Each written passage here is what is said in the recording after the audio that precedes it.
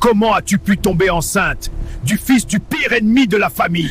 Je vais jamais accepter que cet enfant voie le jour. Comme tu refuses de te débarrasser de cet enfant, tu seras enterrée vivante avec lui. Sa famille voulait l'enterrer vivante, parce qu'elle portait l'enfant d'un ennemi juré du village. Partie 3.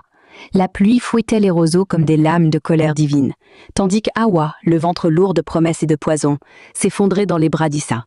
Ses mains musclées, encore marquées des filets de pêche abandonnés, la soulevèrent d'un geste féroce.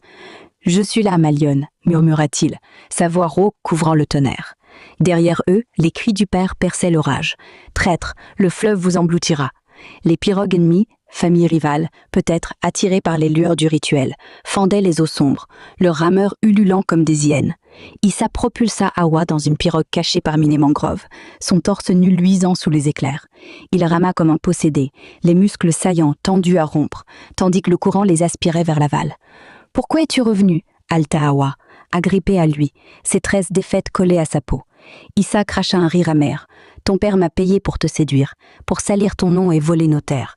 Mais ton enfant, c'est le mien, pas son pion. » La trahison d'Issa se muait en rédemption, mais le doute rongeait Awa. Était-ce un nouveau mensonge?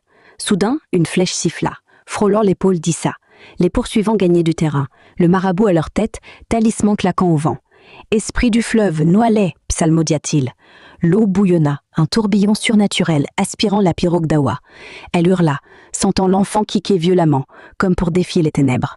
Issa plongea une main dans l'eau noire, arrachant une racine sacrée des profondeurs, un talisman ancestral des pêcheurs peuls. « Pas ce soir, sorcier !»